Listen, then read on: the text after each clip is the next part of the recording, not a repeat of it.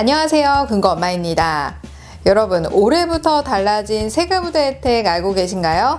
작년과 달라진 세금우대 혜택이 무엇인지 알아보고요.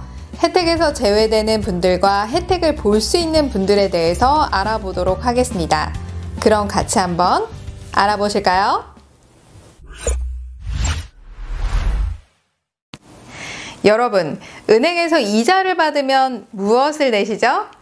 자, 바로 세금을 내실 겁니다. 여기에서 이금융권인 새마을금고, 농협, 신협, 축협, 수협 등 조합원 또는 준조합원일 경우 출자금 통장을 개설하셔서 1인당 3천만 원까지 이금융권 합산으로 세금우대 혜택을 받을 수 있는데요. 자, 세금우대 혜택을 받게 되면 세금 차이 얼마나 날까요? 여러분들이 이자를 받게 되면 그 이자에 대해서 1.4% 농특세가 빠집니다. 일반적으로 세금우대 혜택을 안 받게 되면 15.4% 세금을 내야 하는데 출자금 통장을 개설한 분들에 한해서 혜택을 주기 때문에 1.4%만 떼는 것이고요. 굉장히 적게 떼다 보니까 이걸 흔히 비과세 혜택 또는 저율과세 혜택이라고 말하기도 합니다. 정확한 명칭은 세금우대 혜택입니다. 그럼 실질적으로 얼마나 차이가 날까요? 예를 들어 보겠습니다. 여러분들이 3천만 원을 1년으로 2%에 맡겼다라고 해볼게요. 그러면 이자를 얼마나 받을 수 있을까요? 원금의 2%를 곱하면 60만 원의 이자가 발생합니다. 자, 이걸 다 받는 게 아니죠. 여기에서 과세로 세금우대 혜택을 안 받게 되면 15.4%인 92,400원의 세금을 내야 합니다. 자, 그런데 세금우대 혜택을 받게 되면 얼마만 내면 될까요? 1.4% 농특세만 계산하면 되니까 8,400원의 세금만 내면 됩니다. 자, 그럼 무려 84,000원의 세금 차이가 나는 걸 알 수 있습니다. 이처럼 세금우대 혜택을 받는 것과 받지 않는 것의 차이가 상당하다라고 볼 수 있는데요. 따라서 정부에서는 이금융권에 이러한 혜택을 주고 있는 것이고요. 이것이 조세특례에 해당이 된다라고 보시면 됩니다. 자, 그럼 조세특례 기한은 언제까지일까요? 정부에서는 작년까지, 그러니까 2020년 12월 31일까지만 1.4%를 적용하고 2021년부터는 5.9%로 늘린다고 했는데 이 부분을 2년 더 연장시켜 주게 된 것입니다. 즉 2022년 12월 31일까지는 기존대로 1.4%의 농특세만 제할게 라는 것입니다. 여러분, 정말 다행이죠? 이자도 낮은데 세금을 한 푼이라도 아낄 수 있으니까 말이에요. 자, 그럼 이렇게 궁금하신 분들 계실 거예요. 그럼 그거 말고 변경된 거 없어요? 라고요. 아닙니다. 자, 혜택을 받는 나이가 변경되었는데요. 작년까지는 만 20세부터 세금우대 혜택이 가능했습니다. 그런데 올해부터는 만 19세 이상부터 가능해졌습니다. 그러니까 올해 2021년을 기준으로 하면 2002년도에 태어난 출생자 중 생일이 지났다라고 하면 몇 세죠? 만 19세 이상이라고 볼 수 있습니다. 자, 그리고 만 19세 이상 성년에게는 얼마까지 증여세가 면제될까요? 부모가 자녀에게 5천만 원까지 면제가 되죠. 그러니까 자녀에게 일정 부분 예금으로 분산해서 세금우대 혜택을 받으면서 예치할 수도 있을 겁니다. 자, 그럼 이렇게 물어보시는 분들도 계실 거예요. 요즘 출자금 통장 배당이 세던데 1인당 1,000만 원까지 세금 전혀 떼지 않은 비과세가 별도로 된다는 거 알고 있어요.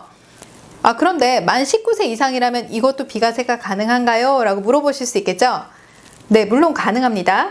그런데 원래 이 출자금은 나이와 상관없이 비과세가 가능하기 때문에 기존 미성년자들도 비과세가 됩니다.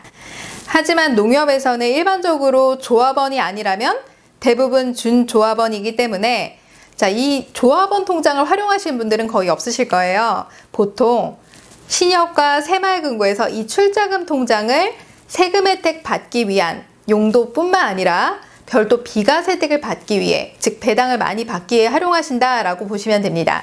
자, 그럼 안 좋아진 부분은 뭐가 있을까요? 바로 조세특례 제한법에 변경된 부분이 있다라는 것인데요. 금융소득 종합과세 대상자가 이에 해당합니다. 금융소득 종합과세자 어떤 분들일까요? 예금의 이자 또는 주식의 배당소득 합계액이 2천만 원을 초과하게 되면 금융소득 종합과세자에 해당이 됩니다. 이런 분들은 작년까지는 세금 우대 혜택을 그대로 받을 수 있었지만 올해부터는 이런 분들을 모두 제외시키겠다라는 것입니다. 그럼 금융소득 종합과세자의 해당 대상 기간 어떻게 될까요? 직전 3개 연도 중 1회 이상 금융소득 종합과세자에 해당이 되시는 분들이 바로 그 대상이다 라고 보시면 됩니다. 그러니까 최근 3년 중 단 한 번 이상 금융소득 종합과세자에 해당이 되었다라고 하면 2021년 1월 1일 이후부터 가입한 모든 예금에 대해서 세금 우대 혜택과 비과세 혜택이 모두 해당이 안 된다라고 보시면 됩니다. 자, 그럼 이렇게 물어보시는 분들 계실 거예요. 자, 금융소득 종합과세 대상자인데요. 기존에 개설했던 예금이나 적금 어떻게 되는 건가요? 라고 물어보실 수 있겠죠? 자, 이 조세특례 제한법이 올해 2021년 1월 1일 이후부터 시행이 되었기 때문에 법 시행 전에 가입한 세금 우대 저축에 대해서는 만기까지 세금 우대 혜택이 적용이 된다라고 보시면 되는 것이고요. 그 이후에 개설한 예금에 대해서는 혜택을 못 받는다라고 보시면 됩니다. 자, 그럼 또 이렇게 물어보시는 분들 계실 거예요. 아, 그럼 자동으로 연장되는 정기예금 어떻게 되는 건가요? 하고 물어보실 수 있겠죠? 자, 그건 가입 시점 기준이 아니라 연장 시점에 세금 우대 혜택이 사라집니다. 그러니까 통장에 세금 우대라고 찍혀 있다고 하더라도 연장되는 시점에 금융소득 종합과세 대상자가 되었다면 은행에 가셔서 자격 상실된 부분을 말씀하시는 게 좋겠죠. 만약 자격 요건을 갖추지 못한 상태에서 비과세 감면을 받았다면 어떻게 될까요? 국세청에서 금융회사인 은행에 통보가 가고요. 통보를 통해서 여러분들이 비과세 또는 감면받은 세액 상당액을 추징돼서 추징일에 속한 다음 달 10일까지 원천징수 관할 세무서장에게 별도로 납부를 하셔야 됩니다. 자, 그럼 마지막으로 출자금 통장에 대한 비과세도 1,000만 원까지 혜택을 받았는데 아, 그럼 이거 어떻게 되나요? 라고 물어보실 수도 있겠죠? 자, 아쉽게도 이 부분까지 혜택에서 제외가 됩니다. 따라서 출자금 통장도 마찬가지로 비과세 혜택을 받을 수 없게 되는 것입니다. 여러분, 금융소득 종합과세 대상자 될까봐 걱정되시는 분들 계신가요? 자, 이 영상을 보시는 분들 대부분이 금융소득 종합과세 대상자에 해당되시는 분들은 많지는 않으실 거란 생각이 듭니다. 이 대상자가 되려면 재산이 갑자기 많이 늘어나시거나, 자, 그리고 예금을 받은 이자나 주식의 배당, 이런 것들이 2,000만 원이 넘어야 슬슬 걱정이 되실 거란 생각이 드는데요. 자, 기존의 대상자가 아니었다라고 하면 제가 방금 말씀드린 이런 부분은 해당 사항은 없지만 이런 게 있다라는 정도로만 알고 계시면 될 것 같습니다. 자, 이렇게 세금 우대 혜택의 변경 사항에 대해서 알아보았는데요. 여러분 어떠신가요?